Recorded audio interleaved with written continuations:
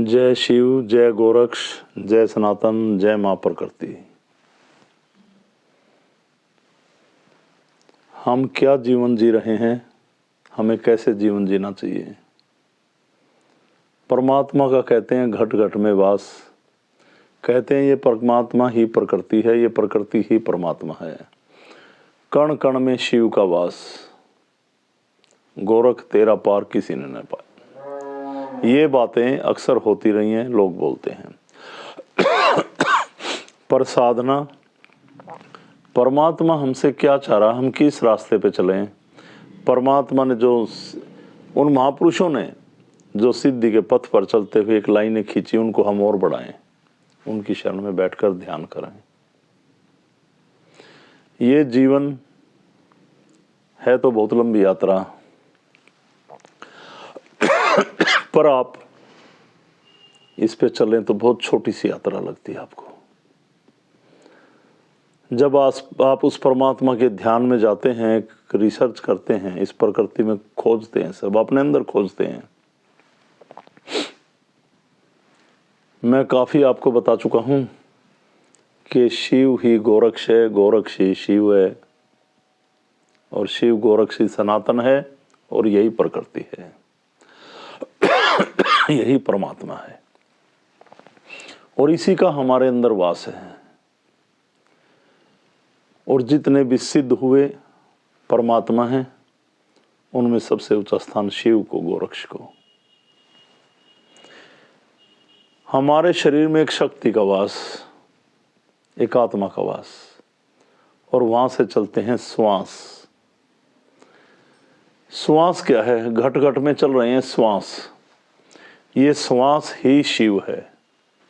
हमारे शरीर के अंदर जो ये श्वास क्रिया है, यही शिव है, और जब तक ये चलती है हम शिव हैं, सब शिव हैं, शिव की कृपा है। जब तक उसका वास है, जब तक हम एक प्राणी हैं, इस दुनिया में जी रहे हैं, सभी आनंद ले रहे हैं इस प्रॉपर्टी के, इस प्रकृति के नज़ारे, एक खाने पीने का स्वाद चख रहे, अपना जीवन आनंद से जी रहे। और जब ये शिव मुक्त होती है देह, ये श्वास रुकती है, तो ये शरीर एक प्राणी नहीं, ये शव हो जाता है। शिव के बिना ये शव, और जब तक शिव है, हम एक इंसान की तरह जिंदगी जी रहे, एक प्राण वायु हमें चला रही। तो अपनी जो सिद्धि है, इसमें भगवान शिव, भगवान गोरक्ष को सबसे ऊंचा दर्जा है। और हम क्या देंगे इस पूरी प्रकृति में, इस ब्रह्मांड में, सब कुछ इन्हीं का तो है।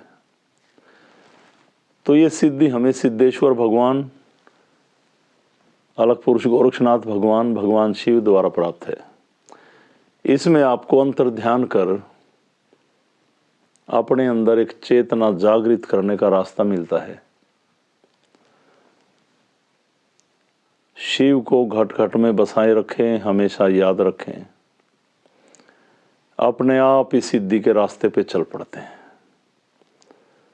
जो भी लोग इस वीडियो को देख रहे हैं, एक बार आप सिद्धपीठ से जुड़िए। आपके शरीर में तरह तरह के विकार हैं, कोई परेशानियां हैं, कोई भी तकलीफें हैं। आप चाहते हैं कि भगवान क्या है, उसको कैसे खोजें, किसको कैसे पाएं। वो कहीं नहीं है, वो आपके अंदर एक ऐसी चेतना है जो हमें बार बार समझा रही, जागृत कर रही, पर उसको हम नहीं मान रहे। ये शक्ति पूरा एहसास कराती कि मैं हूं, और ये पूरी प्रकृति में जितनी बार एनर्जी है, उसी की कृपा। तो शिव को हमेशा जागृत रखें, उसका एहसास करें, उसकी कृपा पाएं। इंसान इस जीवन में हमेशा उन बातों को लेकर, उन बातों में गुम है, उन्हीं की दिन भर चाहत रखता है, दिन रात, जो उसकी है ही नहीं। उन्हीं की खोज में निकला हुआ है, सुबह से शाम तक उन्हीं के मारे धक्के खा रहा है। जैसे प्रॉपर्टी, वहाँ प्लाट लेके डाल दिया, वहाँ मेरे कारखाने, मेरा व्यवसाय है। हाँ, जीविका चलाने के लिए जरूरी है। ये मेरा शरीर, इस शरीर को सजा के रखेगा, ये कर ले, ये कर ले, ये भी अच्छी बात है, क्योंकि ये शरीर परमात्मा ने हमें इंस्ट्रूमेंट दिए हैं, आंखें देखने के लिए, दिमाग सोचने के लिए, हाथ कार्य करने के लिए, ये पाँव हमें मंजिल तक ले जाते हैं। अच्छी बात है, इसकी केयर करें। पर जिसने ये दिए, जिसका हमारे अंदर घट घट में वास, मैंने बोला ये श्वास जो चल रही यही शिव है, और जब ये शिव की गति रुक गई तो शव हो जाओगे आप। उसको चेतन रखें, उसका भी ध्यान करें, उसका गुणगान करें, उसकी साधना करें। इंसान इसी बात को भूलकर अपने जीवन में कुछ नहीं कर पाता, और जब देह त्याग करता है एक नरक का द्वार खोजता है। पैसा कमाएं, बच्चों को अच्छी शिक्षा दें, अपने शरीर को भी तंदुरुस्त रखें, पर उस परमात्मा का ध्यान करें। हर रोज, मैंने बोला है ना, हर रोज 10वां हिस्सा जो आप कमाते हैं कहीं धर्मार्थ कार्य में लगाएं, आप कहीं भी जुड़े हैं उन संस्था में लगाएं, मंदिरों में लगाएं, किसी अपंग, किसी ऐसे इंसान जिसको कहीं जरूरत है पैसे की, उसके बिना दिक्कत है, वहाँ पे दान करें, उसकी सहायता करें। और 24 घंटे में 10वां हिस्सा भगवान को दें कि परमात्मा तू 24 घंटे हमारे लिए जागृत है, हमें इतनी स्वच्छ हवा दे रहा, आप हमारे ऊपर कृपा बरसा रहा, आपने हमारे शरीर पे क्या क्या नहीं दिए। तो आपका भी फर्ज बनता है कि 10वां हिस्सा उस परमात्मा को दें, और 1 वर्ष में कम से कम 1.5 महीना उस परमात्मा की तपोसथली, उन महापुरुषों की तपोसथली, वहाँ पे जाएं। जैसे अपनी संस्था के यज्ञ हवन होते हैं, पर्व होते हैं शक्तियों के, आपको पता है हम पाखंड की ओर बिल्कुल नहीं ले जा रहे। तो उन तपोसथलियों पे जाके ये महसूस करें इन महापुरुषों ने, परमात्मा ने क्या क्या खोजा, कैसे साधना की, कैसे तप किया। इन बातों का विशेष ध्यान रखें।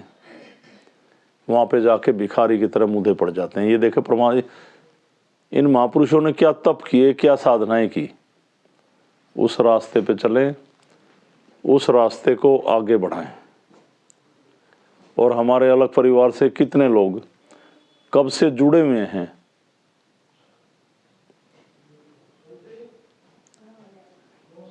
तो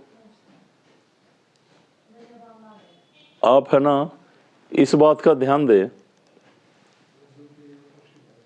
कि वो लोग मेरे नज़दीक आप कुछ नहीं, हम एक संदेश देते हैं, उसको एक मैसेज को टैग तक नहीं कर सकते, वीडियो सुनते हैं, इस पे कोई टिप्पणी नहीं कर सकते। किस लिए जुड़े ये लोग? अलग परिवार का एक पेज है, उस पेज के ऊपर आप इतने अलग परिवार में जुड़े हुए सदस्य हैं, क्या फायदा जुड़े रहने का?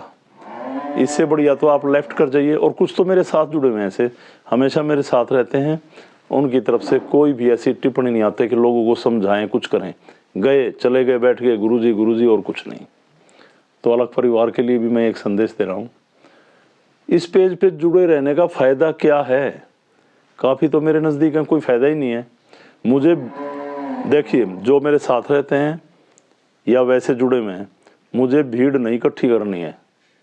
आपको रास्ते दे दिए, दर्द तकलीफ कैसे ठीक हो, आप अपने घरों में बैठ के कराएं। मैंने सभी को मैं ये कह रहा हूँ, मुझे भीड़ इकट्ठी नहीं करनी।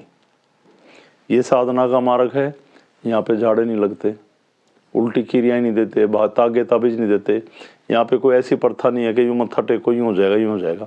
ये जब आपको समझा रखा है, इस विकारों से भरी दुनिया में परमात्मा की सिद्धि के माध्यम से एक ये संघर्ष है, इसमें शामिल हों, ध्यान करें और उस परमात्मा की शक्ति का एहसास करते हुए जन कल्याण करें।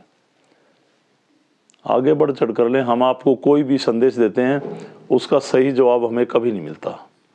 ये हैं अरे कम से कम जो मेरे साथ 10, 20, 30 लोग हैं ये तो समझें, जब मैं अकेला इस देखो है तो परमात्मा का है सब कुछ, इस सिद्धि को चला के यहाँ तक लाया। आप तो एक स्टेप भी आगे नहीं बढ़ रहे। आपको एक कदम बढ़ाने के लिए मैं कहूँगा तो वहाँ बढ़ेंगे, इससे आगे आपके पास कुछ है ही नहीं। ठीक है, इस बात का ध्यान रखें। और नहीं तो मंदिरों में जाएं, घंटी बजाएं, तिलक लगाएं और अपना एंटरटेनमेंट करें। मेरे पास ये रास्ते नहीं है, इस बात को ध्यान में रखें। और जो ये लोग समझ रहे हैं, जो मेरे नज़दीकी रहते हैं 20, 30, 40 लोग,